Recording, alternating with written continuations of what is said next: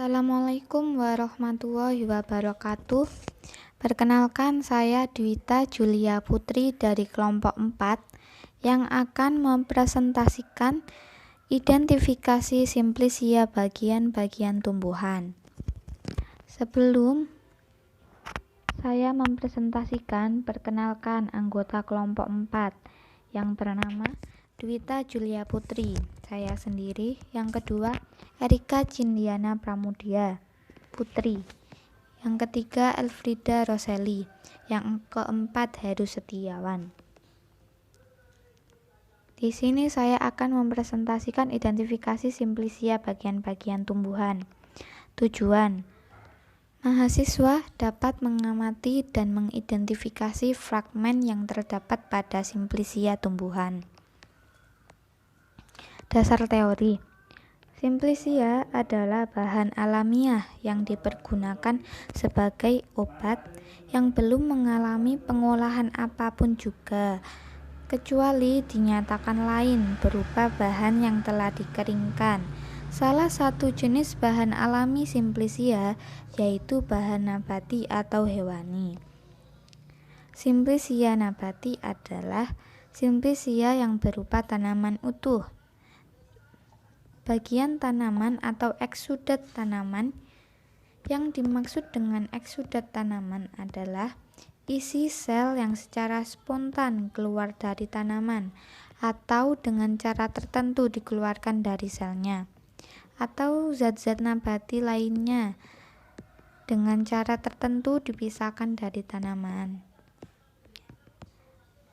Simplisia mineral atau pelikan adalah simplisia yang berupa mineral yang belum diolah atau sudah diolah dengan cara sederhana dan belum berupa zat kimia murni.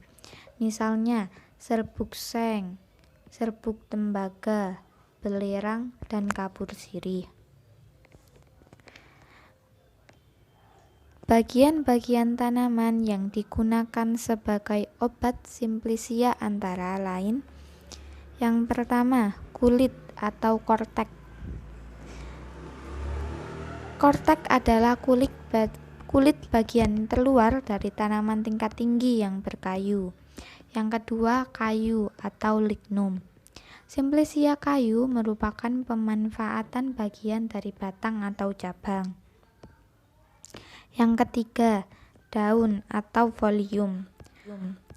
Folium merupakan jenis simplisia yang paling umum digunakan sebagai bahan baku ramuan obat tradisional maupun minyak atsiri. Yang keempat, bunga atau floss. Bunga sebagai simplisia dapat berupa bunga tunggal atau majemuk, bagian bunga majemuk, serta komponen penyusun bunga. Yang kelima, akar atau radix. Akar tanaman yang sering dimanfaatkan untuk bahan obat dapat berasal dari jenis tanaman yang umumnya berbatang lunak dan memiliki kandungan air yang tinggi. Yang keenam, rimpang atau rizoma. Rizoma atau rimpang adalah produk tanaman obat berupa potongan atau irisan rimpang. Yang ketujuh, buah atau fruktus. Simplisia buah ada yang lunak dan ada pula yang keras. Buah yang lunak akan menghasilkan simplisia dengan bentuk dan warna yang sangat berbeda, khususnya bila buah masih dalam keadaan segar. Yang terakhir, biji atau semen atau biji-bijian. Biji-bijian diambil dari buah yang telah masak, sehingga umumnya sangat keras. Bentuk dan ukuran simplisia biji pun bermacam-macam, tergantung dari jenis tanaman itu sendiri. Alat dan bahan. Yang pertama, mikroskop. Yang kedua, objek dan cover glass. Yang ketiga, pipet tetes. Yang keempat, simplisia tumbuhan Guazuma ummifolia Lem atau daun jati Belanda. Yang kelima, simplisia dari batang tumbuhan Sapan lignum atau kayu secang, dan Cinnamomi cortex atau kayu manis. Yang keenam, Simplicia dari daun tumbuhan berupa potongan dari rimpang temulawak, jahe, cengkeh, dan lada hitam. Yang terakhir, Simplicia Assalamualaikum warahmatullahi ta'ala wabarakatuh. Perkenalkan, nama saya Erika Sindiana Pramudia Putri. Saya dari kelompok 4. Saya akan melanjutkan presentasi dari Dwita Julia Putri tentang identifikasi Simplicia bagian-bagian tumbuhan, akar, batang, daun, dan buah. Cara kerja: 1. Identifikasi setiap Simplicia secara organoleptik, makroskopik, dan mikroskopik. 2. Siapkan mikroskop. 3. Buatlah preparat dengan meletakkan serbuk Simplicia yang akan diamati. 4. Letakkan bagian tersebut pada objek gelas dan ditetesi air sedikit menggunakan pipet. 5. Tutup dengan cover gelas. 6. Amati di bawah mikroskop. 7. Gambarlah hasil pengamatan dan berilah keterangannya. Pembahasan. Guazuma ulmifolia Lam. Daun jati Belanda. Klasifikasi daun jati Belanda. Kingdom Plantae, divisi Magnoliophyta, kelas Magnoliophyta. Ordo Malvales. Famili Sterculiaceae. Genus Guazuma. Spesies Guazuma ulmifolia Lams. Ini adalah hasil pengamatan dari daun jati Belanda dengan menggunakan mikroskop.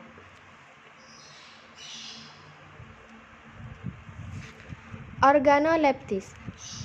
Bau aromatik lemah. Rasa agak kelat. Warna hijau kecoklatan. Bentuk daun makroskopik. Daun tunggal bentuk bundar telur sampai ranset. Panjang helai daun 4 cm sampai 22,5 cm.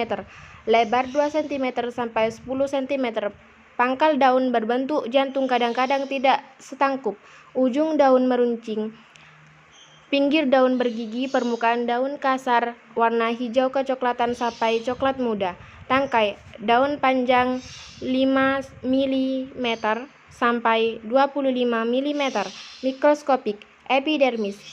Atas terdiri dari satu lapis sel. Rambut penutup dan berambut kelenjar. Sel epidermis besar. Pada penampang tangensial tampak berbentuk poligonal. Kutikula agak tebal, tidak berstomata. Epidermis bawah terdiri dari satu lapis sel berstomata, berambut penutup, dan rambut kelenjar. Sapan lignum, kayu secang. Klasifikasi kayu secang. Kingdom Plantae, divisi Magnoliophyta, kelas Magnoliopsida. Ordo Fabales. Famili Fabaceae. Genus Caesalpinia. Spesies Caesalpinia sapan. Ini adalah hasil pengamatan dari mikroskop. Kayu secang. Organoleptis. Bau tidak berbau, rasa agak kelat, warna merah jingga atau kuning, bentuk padat. Makroskopik. Semak atau pohon kecil tinggi sampai 10 meter, beranting sel dan berduri. Daun majemuk panjang 25 cm sampai 40 cm. Perbungaan berupa malai. Terdapat di ujung panjang malai 10 cm sampai 40 cm. Mikroskopik. Xilem. Jelas. Jari-jari xilem terdiri dari 1 sampai 3 barisan sel yang berisi butir pati kecil. Pembuluh kayu atau trakea umumnya berkelompok, kadang tunggal. Dinding sel berlignin, bernoktah. Cinnamomum cortex, kayu manis. Klasifikasi kayu manis. Kingdom Plantae, divisi Magnoliophyta, kelas Magnoliopsida. Ordo Laulaceae. Famili Laurulaceae. Genus Cinnamomum spesies Cinnamomum verum. Organoleptis, bentuk padat, serbuk kering, kental dan cair. Warna coklat kemerahan, bau aromatik, bau khas kayu manis. Rasa agak manis, makroskopik, batang berkayu, daun tunggal, warna daun merah, pucat, setelah tua berwarna hijau. Buah muda berwarna hijau dan setelah tua berwarna hitam. Berakar tunggang. Mikroskopik, bentuk batangan atau kulit menggulung, membujur, pipi atau berupa berkas yang terdiri atas tumpukan beberapa potong kulit yang tergulung membujur. Panjang hingga 1 meter, tebal kulit 1-3 mm atau lebih. Warna coklat kekuningan, bau khas, rasa sedikit manis. Permukaan luas yang tidak bergabus, berwarna coklat kekuningan atau coklat sampai coklat kemerahan. Bergaris-garis, pucat, bergelombang memanjang dan garis-garis pendek melintang. Curcuma santorisa, klasifikasi temulawak. Divisi Spermatophyta, subdivisi Angiospermae, kelas Monocotyledone, ordo Zingiberales, keluarga Zingiberaceae, genus Curcuma, spesies Curcuma santoriza Roxb. Organoleptis, bentuk padat, serbuk, kering, kental dan cair. Warna coklat muda, bau aromatik, bau khas temulawak. Rasa pahit, manis, kelat. Makroskopik, secara kasat mata temulawak memiliki bentuk yang hampir sama dengan kunyit. Warna dasar temulawak kuning orange cerah. Dari segi ukuran temulawak lebih besar dari kunyit. Mikroskopik, temulawak memiliki epidermis bergabus dan terdapat sedikit rambut yang terbentuk kerucut bersel satu hipodermis agak menggabus. Korteks silinder dan sel parenkimatid terdiri dari sel parenkim berisi butir pati. Zingiber officinale Ross, klasifikasi jahe. Kingdom Plantae, divisi Tracheophyta, kelas Magnoliopsida, ordo Zingiberales, famili Zingiberaceae, genus Zingibermil, spesies Zingiber officinale Ross. Organoleptis, bentuk bulat, warna kuning kecoklatan, bau wangi aromatik, rasa lebih pedas, aroma lebih tajam. Makroskopik, memiliki ketinggian mencapai 30 cm sampai 1 meter. Daun tanaman sempit, panjang 15-23 mm. Tangkai berbulu dan memiliki panjang 2-4 mm.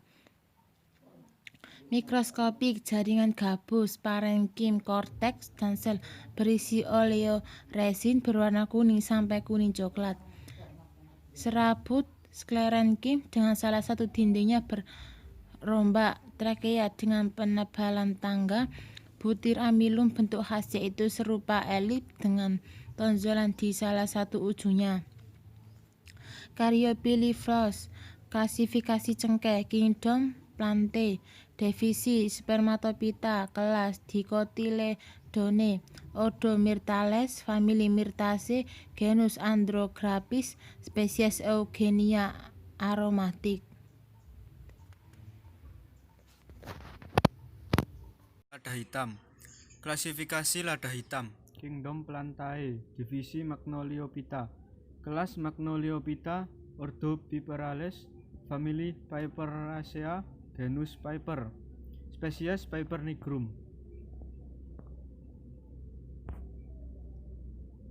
Organoleptis, bentuk hampir bulat, warna coklat kelabu, bau khas aromatik, rasa pedas.